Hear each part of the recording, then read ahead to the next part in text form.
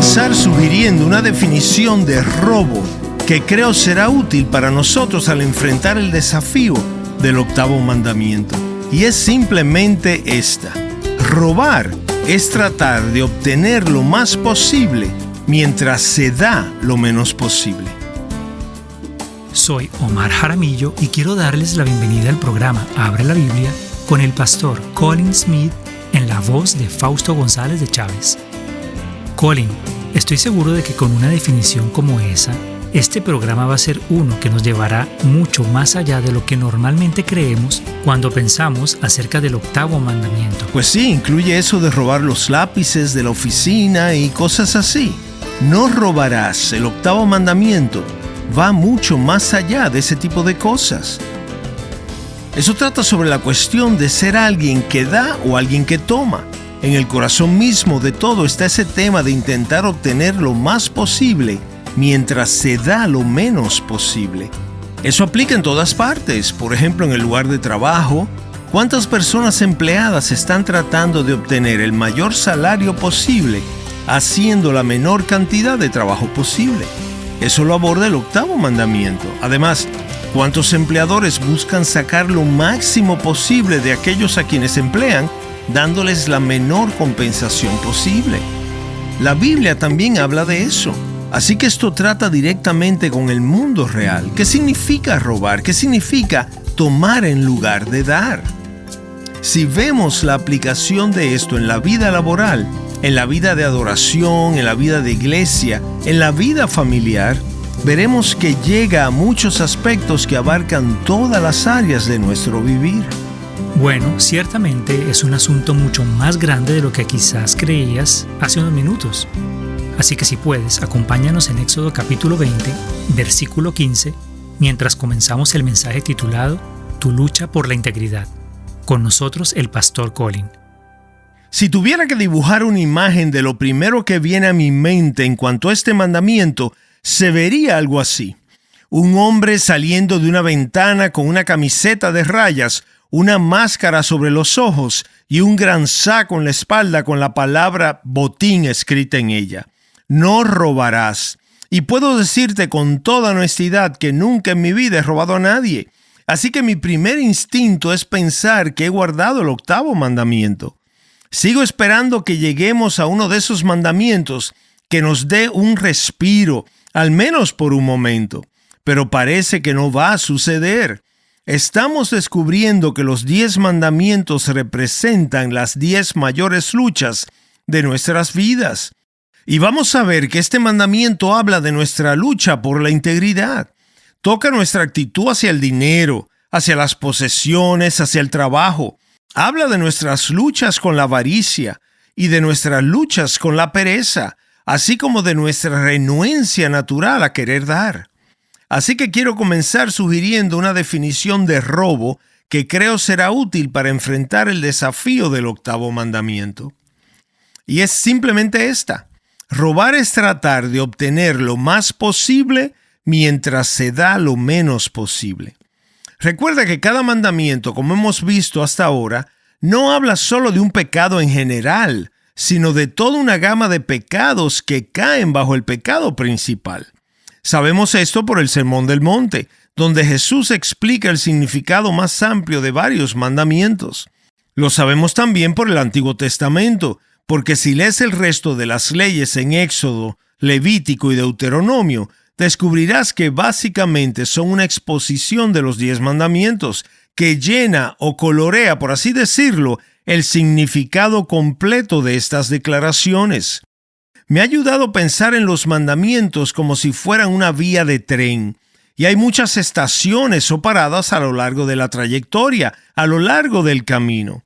Si llegas a la estación final, a la parada final de la línea del octavo mandamiento, tienes al ladrón saliendo de la casa.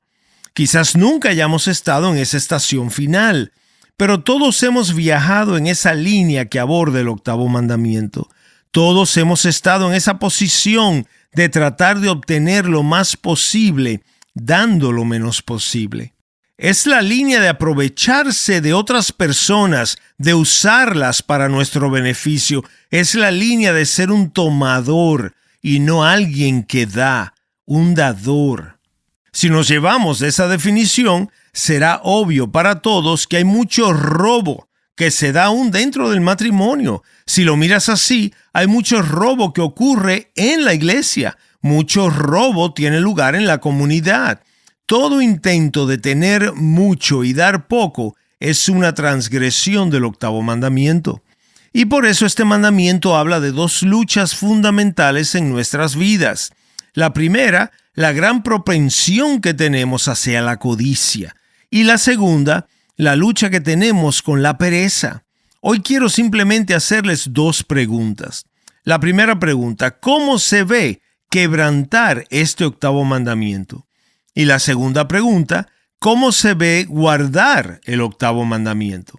Es lo más sencillo. Al final veremos brevemente un modelo o ejemplo de cómo se ve quebrantar y cómo se ve guardar el octavo mandamiento. Entonces, ¿cómo se ve quebrantar este mandamiento? Déjame darte 5 áreas prácticas en las que podemos fácilmente caer en quebrantar el octavo mandamiento. La primera sería en el área del trabajo. Y voy a decir algo que se dirige tanto a empleados como empleadores. Sé que este es uno de esos temas en los que es mucho más fácil escuchar el otro lado. Es como cuando hablas del matrimonio. Llegas a la parte de la esposa y el esposo le da un codazo en la costilla y le dice, escucha que esto es para ti. Y luego llegas a la parte de los esposos y pasa lo mismo, pero al revés. De manera que no escuchamos lo que Dios tiene para decirnos a nosotros.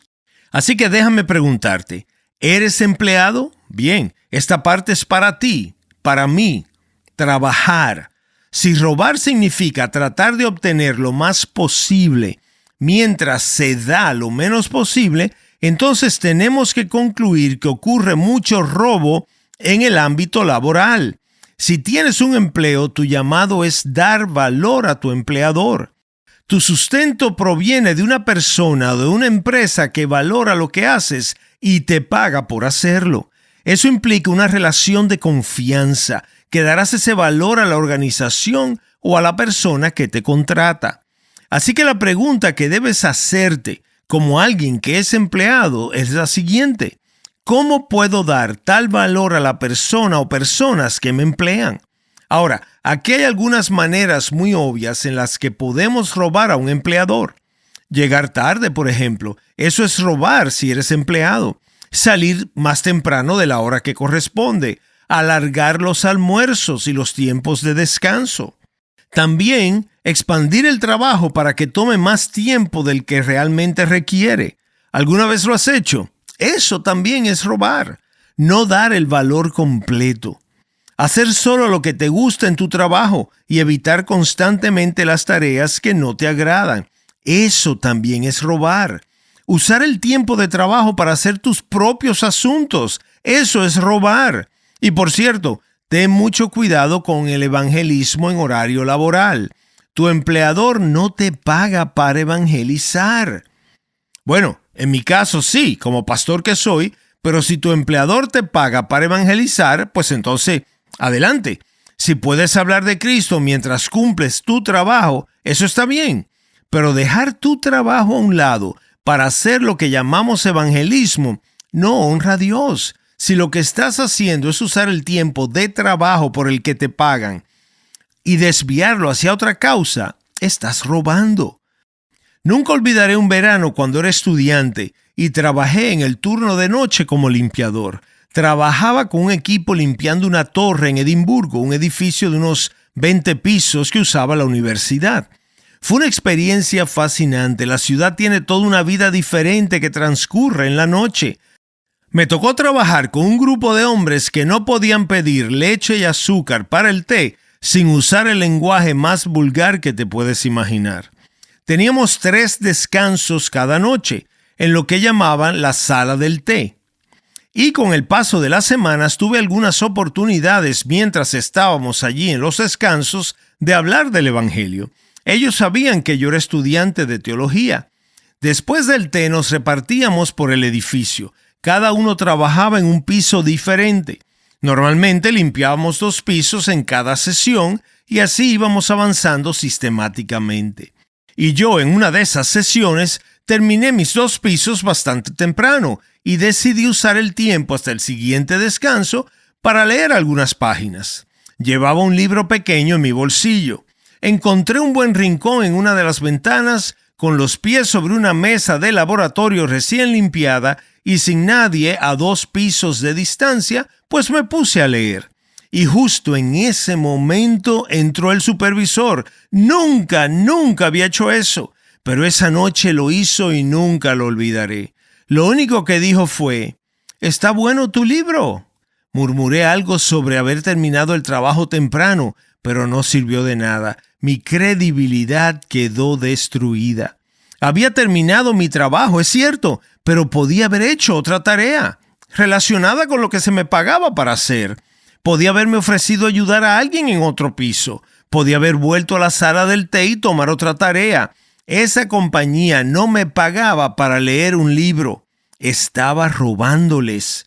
Tener un empleo implica una relación de confianza. Y esa confianza es que des valor completo a lo que fuiste contratado para hacer.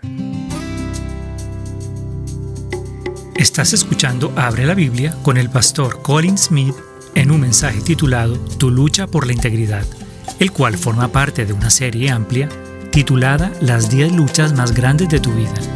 Dios conoce nuestras luchas más grandes y todas ellas las aborda en los 10 mandamientos.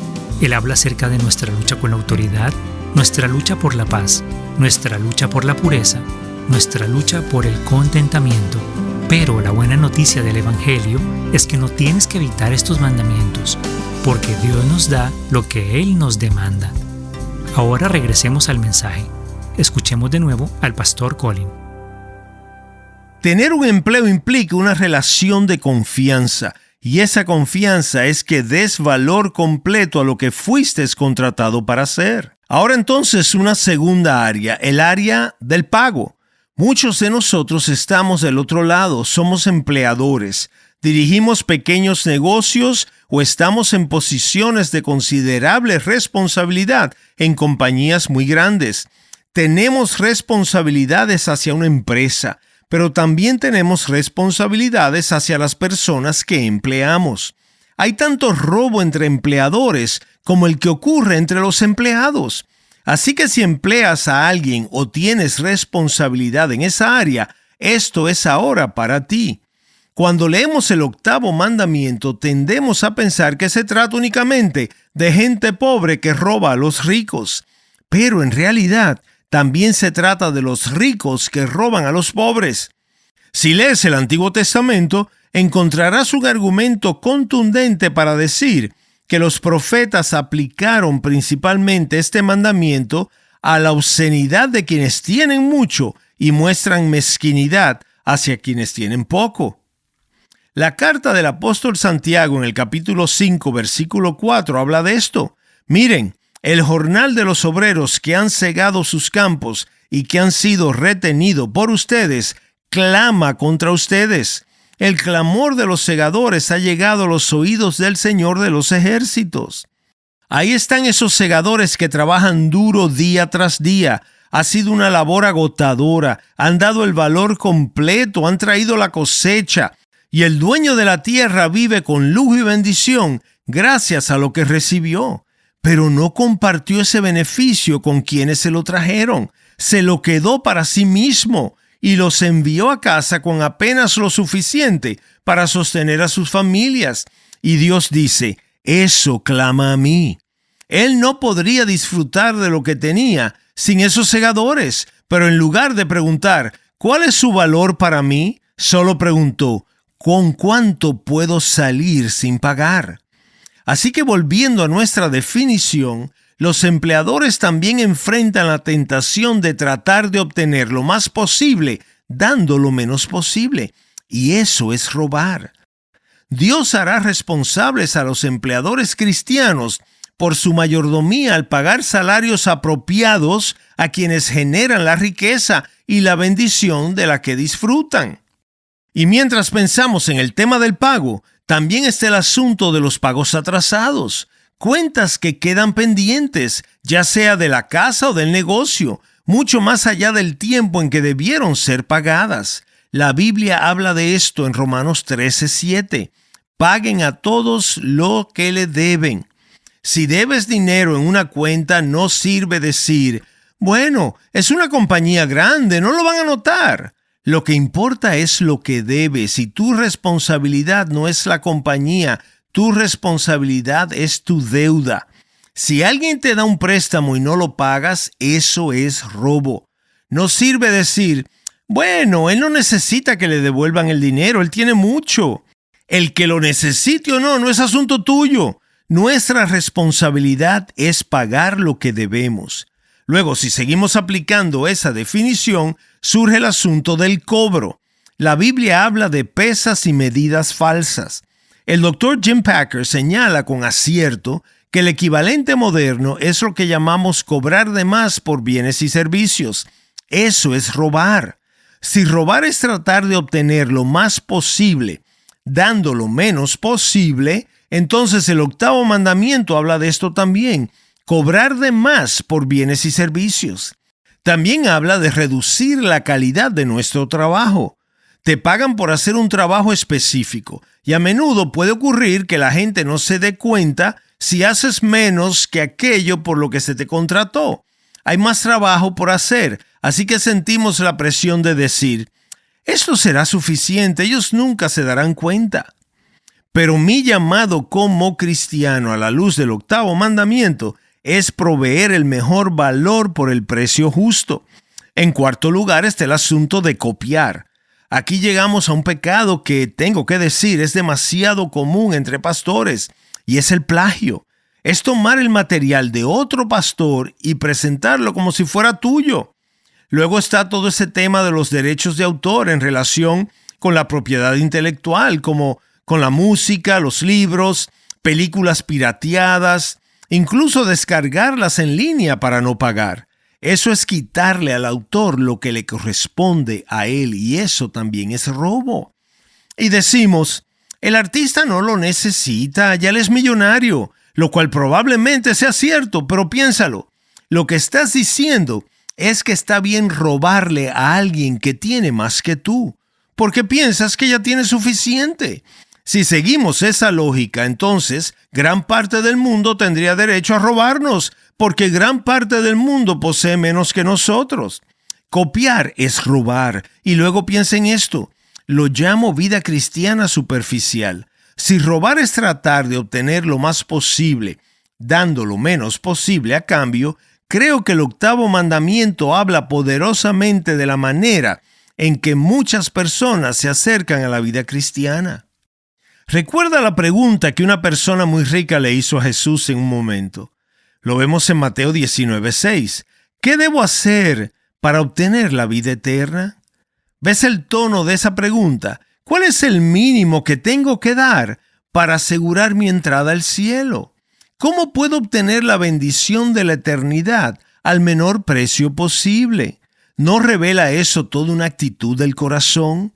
Este mandamiento es como una radiografía del alma. Muestra lo que realmente somos. Queremos tener mucho, pero queremos dar poco.